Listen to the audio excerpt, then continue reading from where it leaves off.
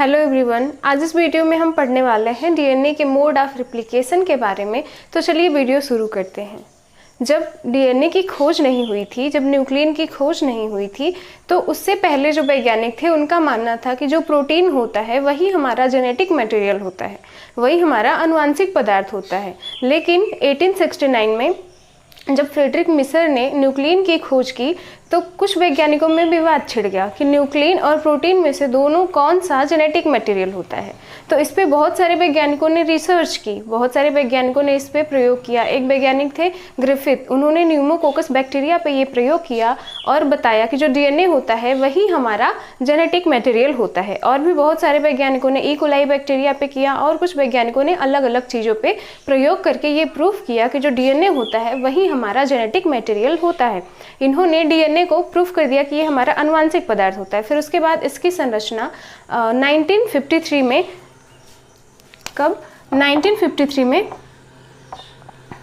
Watson और क्रिक द्वारा प्रस्तुत की गई। डीएनए की जो संरचना थी डबल हेलिकल मॉडल या 3D मॉडल, वाटसन और क्रिक ने 1953 में इसको दिया। उन्होंने बताया कि जो डीएनए होता है वो दो हेलिक्स से मिलके बना होता है और दोनों हेलिक्स के अंदर बेसेस उपस्थित होते हैं। फिर उसके बाद डीएनए के रिप्लिकेशन के बारे में पता लगाया गया। डीएनए के रिप्लिकेशन के बारे में पता लगाया गया तो जो वाटसन और क्रिक थे उनका मानना था जो डीएनए होता है वो अपने आप को रिप्लिकेट सेमी कंजर्वेटिव मोड से करता है या सेमी कंजर्वेटिव मेथड से करता है। उनका मानना था कि जो डीएनए होता है वो अपने आप को सेमी कंजर्वेटिव मोड से रिप्लिकेट करता है। तो चलिए देखते हैं कि ये सेमी कंजर्वेटिव मोड क्या होता है। सबसे पहले एक पेरेंटल डीएनए की आवश्यकता होती है रिप्लिकेशन के लिए। एक डीएनए होगा तभी तो ये रिप्लिकेट करेगा खुद को। मान लेते हैं ये एक डीएनए है, पेरेंटल डीएनए। अब जब इसमें रिप्लिकेशन होगा, जब ये सेमी कंजर्वेटिव मेथड के द्वारा अपने आप को रिप्लिकेट करेगा तो ये दोनों हेलिक्स इसकी अलग हो जाएंगे, डीएनए की दोनों हेलिक्स अलग हो जाएंगी।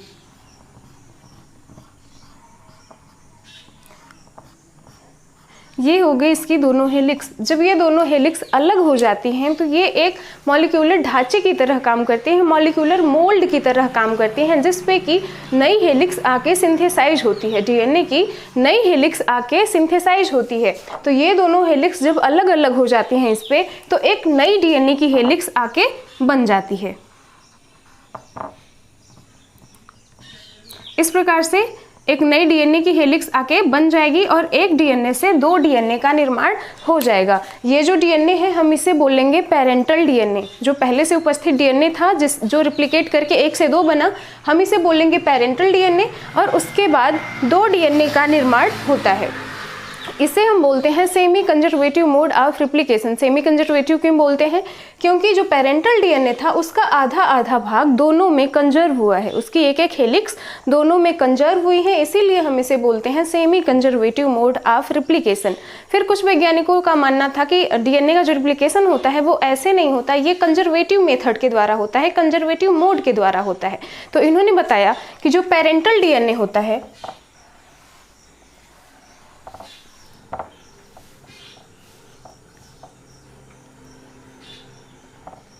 जो पेरेंटल डीएनए होता है वो अपने आप को कंजर्वेटिव मोड के द्वारा रिप्लिकेट करता है। तो इसमें क्या होता है, जब ये अपने आप को रिप्लिकेट करेगा तो एक सेम जैसा पेरेंटल डीएनए है सेम उसी तरह एक अलग डीएनए बनेगा ये रिप्लिकेट करके।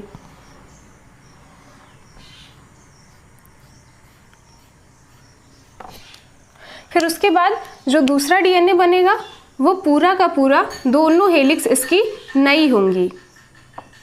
ये डीएनए पूरा का पूरा नया सिंथेसाइज होगा। तो कंजर्वेटिव मेथड में बताया गया कि जो डीएनए होता है जब अपने आप को रिप्लिकेट करता है तो एक तो भाग उसका पूरा पेरेंटल डीएनए ही रह जाता है, एक same to same parental DNA रह जाता है और एक डीएनए सिंथेसाइज होता है। डीएनए की एक कॉपी सिंथेसाइज होती है। इसे हम बोलते हैं कंजर्वेटिव मोड ऑफ रिप्लिकेशन। क्योंकि डीएनए ये पूरा के पूरा इसमें कंजर्व है, इसीलिए हम इसे बोलते हैं कंजर्वेटिव मोड ऑफ रिप्लिकेशन। ये था पेरेंटल डीएनए और ये था न्यूली फॉर्म्ड डीएनए। अब उसके बाद कुछ वैज्ञानिकों का मानना था कि इन दोनों प्रकार से डीएनए का रिप्लिकेशन नहीं होता, डीएनए का रिप्लिकेशन होता है डिस्पर्सिव मेथड के द्वारा, डिस्पर्सिव मोड ऑफ रिप्लिकेशन के द्वारा। तो ये डिस्पर्सिव मोड क्या होता है? इसमें भी एक पेरेंटल डीएनए होगा जो खुद को रिप्लिकेट करेगा, ये एक पेरेंटल डीएनए है। जब ये अपने आप को रिप्लिकेट करता है तो इसका आधा भाग एक डीएनए में चला जाता है और आधा भाग एक डीएनए में चला जाता है। कुछ इस प्रकार से ये अपने आप को रिप्लिकेट करता है।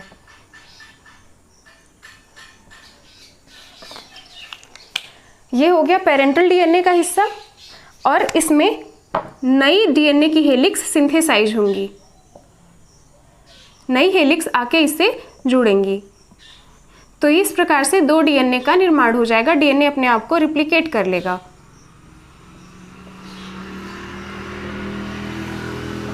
डिस्पर्सिव का मतलब होता है बिखरना। डिस्पर्सिव का मतलब होता है बिखरना। तो इसमें जो डीएनए है वो बिखरा बिखरा सा होता है। कहीं पे पेरेंटल डीएनए होगा, कहीं पे न्यूली सिंथेसाइज्ड डीएनए की स्टैंड होगी, कहीं पे पेरेंटल डीएनए होगा, फिर कहीं पे डीएनए की न्यूली सिंथेसाइज्ड स्टैंड होगी। इसीलिए हम इसे डिस्पर्सिव मोड ऑफ रिप्लिकेशन बोलते हैं। वैज्ञानिकों ने इन 3 मोड्स के बारे में बताया, रिप्लिकेशन के 3 मोड्स के बारे में बताया। लेकिन मिचेल्सन और स्टाहल ने एक प्रयोग किया था जिसमें उन्होंने प्रूफ किया कि जो सेमी कंजर्वेटिव मोड होता है, जो सेमी कंजर्वेटिव मेथड होता है, डीएनए केवल और केवल उसी मोड के द्वारा अपने आप को रिप्लिकेट करता है। डीएनए केवल सेमी कंजर्वेटिव मोड के द्वारा ही अपने आप को रिप्लिकेट करता है। आई होप आपको इतना समझ आया होगा। Thank you so much for watching this video.